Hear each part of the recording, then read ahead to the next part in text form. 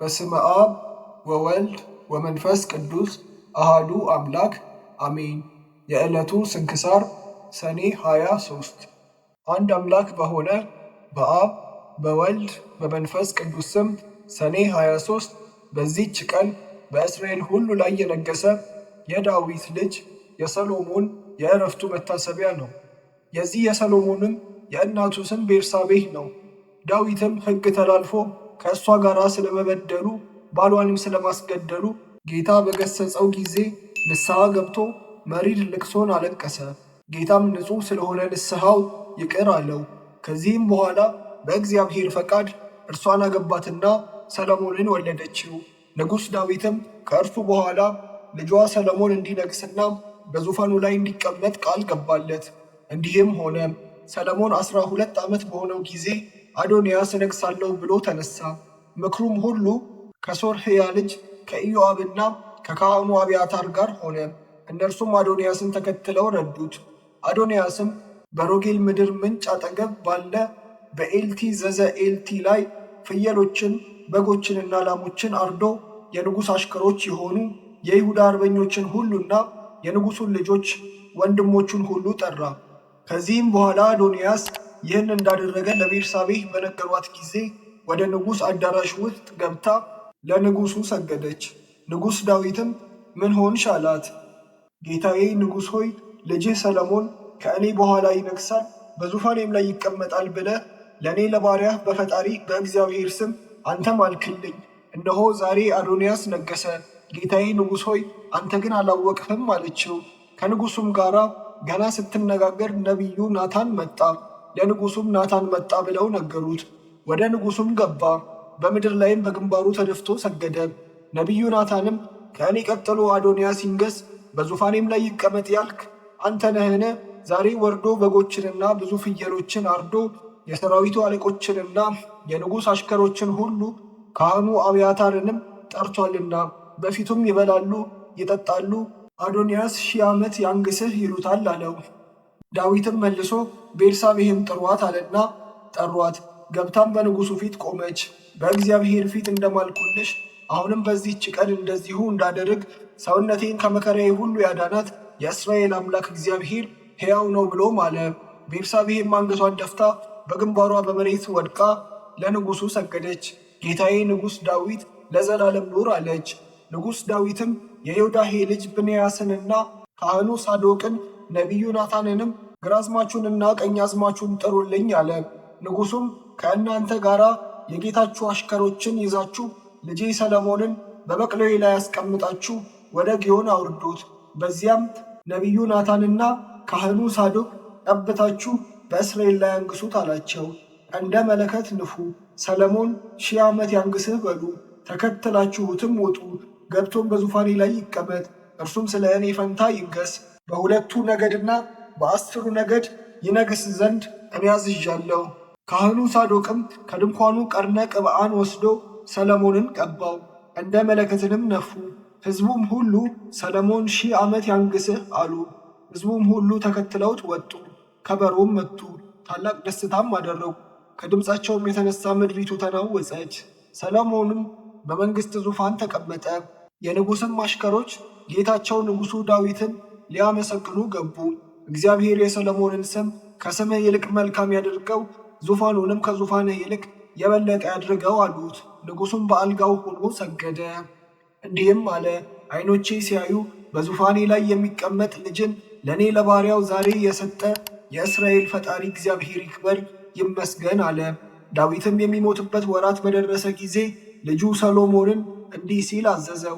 እኔ ሰው ሁሉ በሚሄድበት በሞት ጎዳና እሄዳለሁ፣ አንተ ግን ጽና፣ ብልህ ሰውም ሁን። በሕጉ ጸንተህ ትኖር ዘንድ የፈጣሪህ እግዚአብሔርን ትእዛዙን ጠብቅ። እኔ እንዳዘዝሁህ እንዴት እንደምታደርግ ታውቅ ዘንድ በሙሴ ሕግ የተጻፈውን ትእዛዙንና ሕጉን ፍርዱንም ጠብቅ። ልጆችህ ሕጌን ቢጠብቁ በፊቴም በፍጹም ልቡናቸው በፍጹም ሰውነታቸው በእውነት ጸንተው ቢኖሩ ከእስራኤል ዙፋን ላይ ሰው አይጠፋብህም ብሎ እግዚአብሔር ለእኔ ነገረኝ። ቃሉን ያጸና ዘንድ ጠብቅ ብሎ አዘዘው። ዳግመኛም በኢዮአብና በሳሚ በወልደ ጌራ ላይ በቀል እንዲያደርግ አዘዘው። እነርሱ እጅግ የከፉና ብዙ ክፋት የሰሩ ነበሩና። ከዳዊት ዕረፍትም በኋላ ሰሎሞን በዚያ መሥዋዕትን ይሰዋ ዘንድ ተነስቶ ወደ ገባዖን ሄደ። ገባዖን ፈጽማ ትሰፋ ነበርና። ሰሎሞንም በገባዖን በዚያ መሠዊያ ውስጥ 1000 መሥዋዕትን ሰዋ። እግዚአብሔርም ለሰሎሞን በሌሊት በሕልም ተገለጠለት። ለአንተ ሰጥህ ዘንድ ልብህ ያሰበውን ልመናን ለምን አለው። ሰሎሞንም በቅንነትና በእውነት በንጹሕ ልቡናም ከአንተ ጋር በፊትህ ጸንቶ እንደኖረ ከአባቴ ከዳዊት ጋር ታላቅ ቸርነትን አድርገሃል።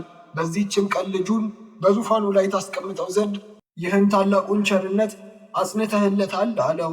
አሁንም አቤቱ አንተ ፈጣሪዬ ስለ አባቴ ስለ ዳዊት ፈንታ እኔን ባሪያህን አነገሥከኝ።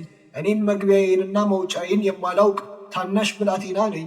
እኔ ባሪያ ግን የማይቆጠር ብዙ ሕዝብ በሆነ በመረጥከው ወገንህ መካከል አለሁ። ለዚህ ለብዙ ወገንህ መፍረድ የሚችል የለምና ሰምቶ ለወገኖችህ በእውነት ፍርድን ይፈርድ ዘንድ ከክፉ ነገርም ለይቶ በጎውን ነገር ያውቅ ዘንድ ለባሪያህ ዕውቀትን ስጠው። ሰሎሞን ይህንን ነገር ለምኖታልና ይህ ነገር እግዚአብሔርን በፊቱ ደስ አሰኘው። እግዚአብሔርም ይህንን ነገር ከእኔ ለምንሃልና ለአንተም ብዙ ዘመንና ባለጸግነትን አልለመንህምና ጠላቶችህንም አጥፋልኝ ብለህ አልለመንህምና ነገር ግን ፍርድ መስማትን ታውቅ ዘንድ ለምንሃልና እነሆ እንዳልህ አደረግሁልህ። እነሆ ከአንተ አስቀድሞ እንዳልነበረ ከአንተም በኋላ እንዳንተ ያለ እንዳይነሳ አድርጌ ብልህና አስተዋይ ልቡናን ሰጠው። ሰው በመንግሥቱ እንዳንተ እንዳልሆነ አድርጌ ያለመንከኝን ባለጠግነትና ክብርንም በዘመንህ ሁሉ ሰጥሃለሁ አለው። ሰሎሞንም ከእንቅልፉ በነቃ ጊዜ እውነተኛ ሕልም እንደሆነ አወቀ። ተነስቶም ወደ ኢየሩሳሌም ሄደ። በጽዮንም በእግዚአብሔር ታቦት ሕግ አንጻር ባለ በመሠዊያው ፊት ቆሞ የሰላም መሥዋዕትን አቀረበ። ለሰዎቹና ለሱም ታላቅ ግብዣ አደረገ። በዚያን ጊዜም 2 አመንዝራ ሴቶች ወደ ንጉሡ መጥተው በፊቱ ቆሙ። አንዲቱም ሴት ጌታዬ ስማኝ፣ እኔና ይህች ሴት በአንድ ቤት እንኖራለን፣ በአንድ ቦታም ወለድን። እኔ በወለድሁ በሦስተኛው ቀን ይህች ሴት ወለደች፣ በአንድነትም እንኖራለን። በዚያም ቤት ከሁለታችን በቀር ከእኛ ጋር ማንም አልነበረም። በላዩ ላይ ተጭነዋለችና የዚያች ሴት ልጅ በሌሊት ሞተ። በሌሊት እኩሌታም ተነስታ ተኝቼ ሳለሁ ልጄን ከአጠገቤ ወስዳ በብብቷ አስተኛችው። የሞተውን ልጇንም በአጠገቤ አስተኛችው። ልጄን አጠባ ዘንድ በጠዋት በነቃው ጊዜም ያንን የሞተ ልጅ አገኘው። በነጋም ጊዜ አየሁት፣ እነሆ የወለድሁት ልጅ አይደለም አለች። ያቺ ሁለተኛዋ ሴትም አይደለም፣ ይህ ደህነኛው የኔ ልጅ ነው እንጂ አንቺ ልጅ አይደለም፣ ያንቺስ የሞተው ነው አለች። በንጉሡም ፊት እንዲህ ተባባሉ። ንጉሡም ሰይፍን አምጡ፣ ደህነኛውንም ልጅ ከሁለት ቆርጣችሁ እኩሌታውን ለዚች እኩሌታውን ለዚያች ስጡ አለ። ስለ ልጇ ማኅፀኗ ታውኳልና። ልጇ ደህና የሆነ ያቺ ሴት መልሳ ንጉሡን ጌታዬ አይደለም፣ መግደልስ አትግደሉት፣ ደህነኛውን ልጅ ለእሷ ስጧት አለችው። ያቺ ሴት ግን አካፍሉን እንጂ ለእኔም ለእሷም አይሁን አለች። ንጉሡም መግደልስ አትግደሉት፣ እሱን ለእሷ ስጧት ላለችው ለዚህች ሴት ደህነኛውን ሕፃን ስጧት፣ እርሷ እናቱ ናትና አለ። እስራኤልም ሁሉ ንጉሡ የፈረደውን ይህም ፍርድ ሰምተው ቅን ፍርድ ይፈርድ ዘንድ የእግዚአብሔር ጥበቡ በእሱ ላይ እንዳለ አይተዋልና በንጉሡ ፊት ፈሩ። ከዚህም በኋላ የእስራኤል ልጆች ከግብፅ ከወጡ 484 ዘመን በሆነ ጊዜ ሰሎሞን በእስራኤል ላይ በነገሰ በ4ኛው ዓመት በ2ኛው ወር የእግዚአብሔርን ቤተ መቅደስ ሊያንጽ ጀመረ። በ11ኛውም ዘመነ መንግሥቱ ወሩ ባዕድ በሚባል በ8ኛው ወር ቤቱንና ሥርዓቱን ሁሉ ፈጸመ። በ7 ዓመትም ውስጥ ሠራው። የራሱንም ቤት በ13 ዓመት ሠርቶ ጨረሰ። ከዚህ በኋላ ሰሎሞን የእግዚአብሔርን ቤትና የራሱን ቤት በ20 ዘመን ሠርቶ በጨረሰ ጊዜ የእግዚአብሔርን ታቦተ ሕግ ከዳዊት ከተማ ከጽዮን ያመጣት ዘንድ ያን ጊዜ የእስራኤልን ሽማግሌዎችና የነገድ አለቆች የአባቶቻቸውንም ቤት አለቆች ሁሉ በኢየሩሳሌም ሰበሰባቸው። የእስራኤልም ሰዎች ሁሉ ወደ ንጉሡ ወደ ሰሎሞን በ7ኛው ወር በጥቅምት ተሰበሰቡ። የእስራኤልም ሽማግሌዎች ሁሉ መጡ። ካህናቱም ታቦቷንና የምስክሩን ድንኳን በምስክሩ ድንኳን ውስጥ ያለ ንዋየ ቅድሳቱንም ሁሉ ተሸከሙ። ንጉሡና እስራኤል ሁሉ በታቦቷ ፊት ስፍር ቁጥር የሌላቸው በጎችና ላሞችን ይሰዉ ነበር። ካህናቱም ታቦቷን ከኪሩቤል ክንፎች በታች በቤቱ ውስጥ ወዳለው ወደ ቅድስተ ቅዱሳን ቦታዋ አገቧት። ኪሩቤል በታቦቷ ቦታ ላይ ክንፋቸውን ጋርደዋልና ኪሩቤልም በስተላይ በኩል በቅድስተ ቅዱሳን ላይ ታቦቷን ጋርደዋት ነበር። ከቅድስተ ቅዱሳንም ጋር የተያያዙ ነበሩ። ቅዱሳን ኪሩቤል ከፍ ብለው ከቅድስተ ቅዱሳኑ አንጻር ላይ ሆነው ያያሉ፣ በውጭ ግን አይታይም ነበር። ከግብፅ አገር በወጡ ጊዜ እግዚአብሔር ከእስራኤል ልጆች ጋር ቃል ኪዳን ከገባባቸው ሙሴን በዚያ በኮሬብ ከአኖራቸው ከሁለቱ ጽላቶች በቀር በታቦቱ ውስጥ ሌላ አልነበረም። ከዚህ በኋላ ካህናቱ ከቤተ መቅደስ በወጡ ጊዜ ቤተ መቅደሱን ሁሉ ብርሃን መላው። የእግዚአብሔር ብርሃን በማደሪያው ቤተ መቅደስ መልቷልና ከብርሃኑ መገለጥ የተነሳ ካህናቱ ሥራቸውን መስራትና ከፊቱ መቆም ተሳናቸው። ያን ጊዜ ሰሎሞን እግዚአብሔር በደመና ውስጥ እኖራለሁ ብሏል፣ እኔም ለዘላለም የምትኖርበት ማደሪያ ቤተ መቅደስን በእውነት ሠራሁልህ አለ። ንጉሡም ፊቱን መልሶ የእስራኤልን ጉባኤ ሁሉ መረቃቸው። ወደ እግዚአብሔርም ረጅም ጸሎትን ጸለየ።